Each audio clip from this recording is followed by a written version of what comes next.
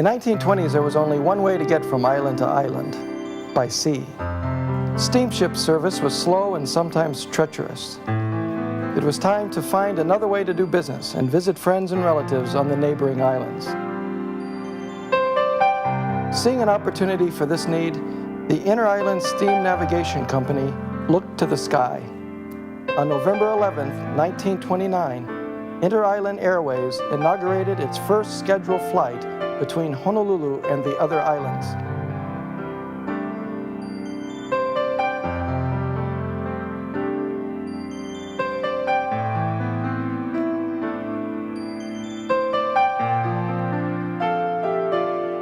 I had to get a job, and I couldn't get a job in San Diego where we were living. It was just impossible, the tail end of the Depression days, you know. So I came home one afternoon and I packed up my few belongings I had and put it in my old Model A, which was allowable, and you could pack your car and put it on board ship and bring it all down. So I did this, and I told my mother, I says, well, Ma, I'm gonna go to Hawaii.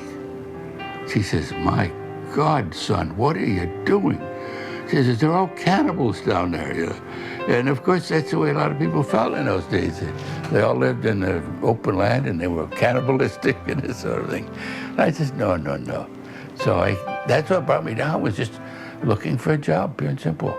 I had no idea that I would see a place so beautiful and fall in love with the place as I did, you know.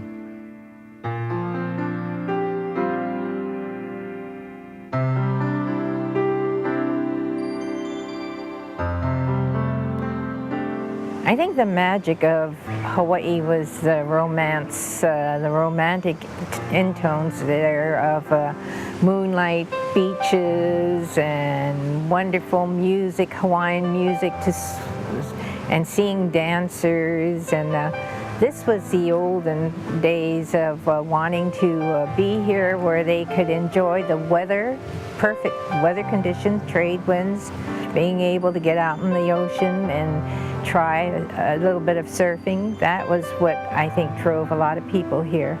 And then once they got here, they saw how friendly the islanders were and how they enjoyed having visitors, that they returned.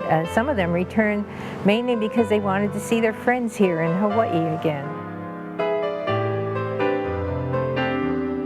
Waikiki did not look like it is today. There was only the Royal Hawaiian Hotel and the Moana Hotel, and the rest of it was just wide open spaces. Carolyn would take our daughter Barbara down to the beach at Waikiki and park alongside the curbing. There was only one other car there. Maybe there'd only be 3 of them on the beach there. It was very pleasant.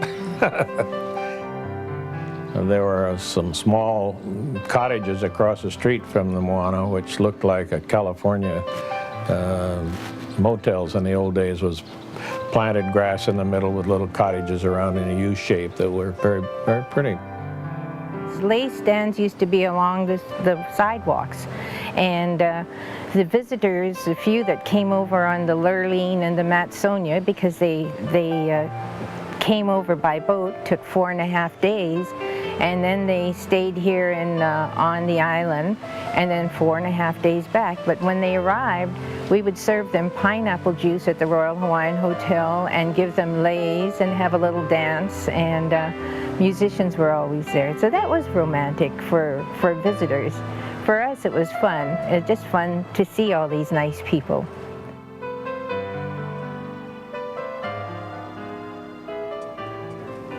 In those days, you had to have an airplane that landed on water. That's why we used those big amphibians. They were big amphibians, twin engine. They had big Wright 1340 engines in them, they called them. Wasis, we called them.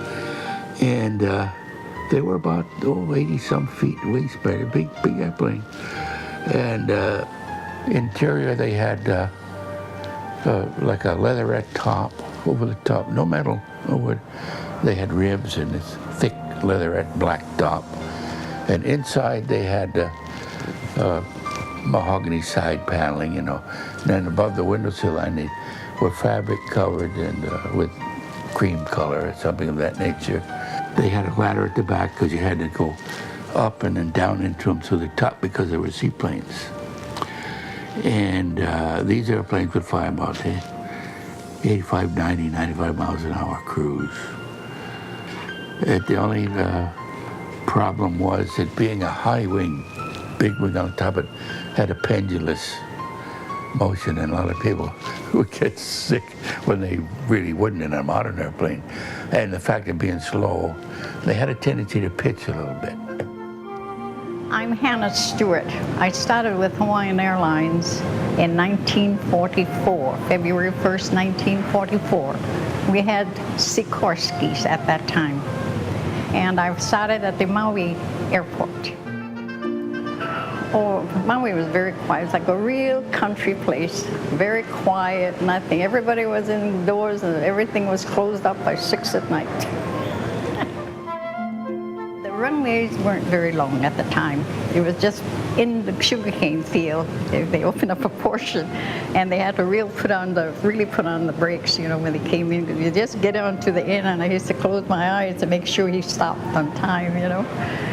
I worked in stations first and did manifesting, checking in passengers, writing tickets for those that didn't have tickets, getting the crew back on the aircraft, giving them the latest weather and the manifest with weight and balance, and then the passengers on board, and had the door closed and salute the captain. He could move, he could go, you know. That was the job I had. But they liked Maui and the Maui people because they entertained at the airport. They used to go down there, play Hawaiian music and do the hula, you know, by the airplane. So, they just loved going there. In between flights, we had nothing to do, so we brought our instruments down to the airport. And so we'd sit around and sing, and, you know, sing Hawaiian songs and entertain each other that way until the next flight came in. Go out and talk to the pilots, and then we'd stand up and we'd all sing, everybody, passengers and all. That's what we used to do on board. And they enjoyed it. We were the only airlines at that time flying between the islands. And it was fun. I enjoyed every moment of it. It was a lot of fun. World War II launched Inter-Island Airways into a new era, an era of bigger and faster planes. That's because the U.S. military began taking more of an interest in the strategically located Hawaiian Islands. And in 1941, Pearl Harbor was attacked by Japanese warplanes. With the airport just miles away from Pearl Harbor, Hawaiian planes were not out of the line of fire. 20 and 75 reports, plane bombing Pearl Harbor. Place is all afire. On that day of infamy, the crew of 2 and 24 passengers on board Hawaiian's DC-3 number 9 were preparing to taxi for takeoff. Just at that time, the last Japanese plane on the attack strafed number 9. We all took what cover we could find, and we were digging a fuel pit outside, it was alongside the hangar, and there's a Sikorsky out there, so I was in a Sikorsky, I was running it up pre-flight, and I saw that damn thing, you know, and I said, oh boy. I shut it down and I came out the back hatch over the top and right in the hole, and I stayed there.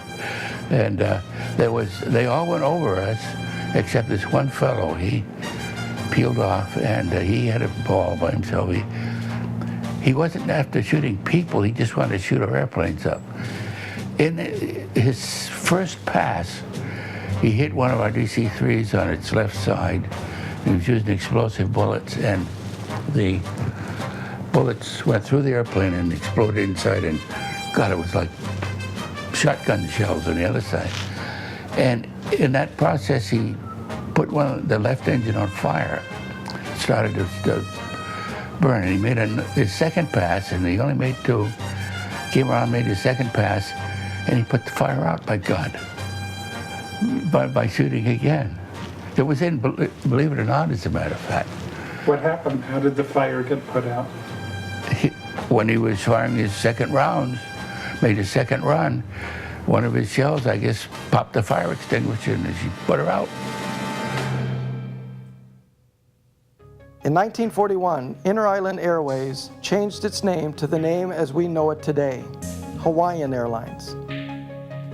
Company chief Stanley Kennedy and his board decided it was time to order land planes to keep up with the increasing business. The company purchased 3 DC-3s and flew them in formation across the Pacific from Oakland, California, to prove their reliability over water as well as land. The DC-3 was simple, straightforward piece of machinery, very well built, rugged for its time. And it was ahead of its time when it came out, as far as that goes. They were a lot more work to fly than the present airplanes. As strange as it may sound, the newer, faster airplanes are far easier to fly than the DC-3. The DC-3 had a tail wheel and days going into Kamawala or Maui when the gusty wind was 25, gusty to 40, or something like that. You were busy the whole time. Even while you were taxiing back to the terminal, you were quite busy. And you were not through working until you had it at the chocks with the engine shut down and ready to get out. I mean, it was a full-time chore. DC-3s were non-pressurized planes, and they flew between 3 to 9,000 feet level, and you had to chew gum to equalize the pressure in your ear as you go up or down. But what we were supposed to do is listen to the passengers, be good listeners, enjoy their company, talk to them, offer advice on where to go for sightseeing if they were visitors. And that was wonderful in those days because the dignity that passengers gave the stewardesses allowed us a lot of enjoyment to just converse with them. And it was kind of funny because not being too familiar with Hawaii in those days, it was strange. Like they didn't know if they were in a foreign land or something. Sometimes they would approach us and say, do you speak English? Can I talk to you? And we'd say, oh yes. We were raised in English language schools, and then they'd want to ask us about ourselves or about different things here. And it was funny but nice because you could feel the warmth from the visitors, but at the same time, they just didn't know how to respond to us. We seemed strange to them until you relate that maybe you have a father that comes from Ohio. Then all of a sudden they begin to think, well, maybe there's hope for me.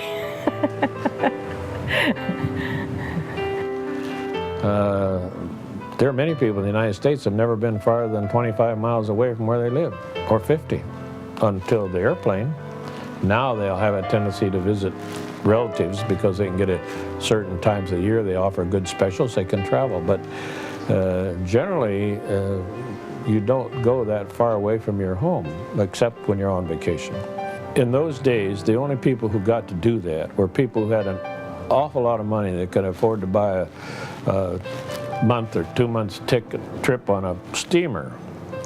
But most working people didn't have that kind of time, or they didn't have that kind of money. But now they've got the price of tickets down with these specialties and these tours they got on. People have an opportunity to go to England or Europe or the Middle East or Asia or wherever they want to, and it's still within the working man's ability and his ability to afford that.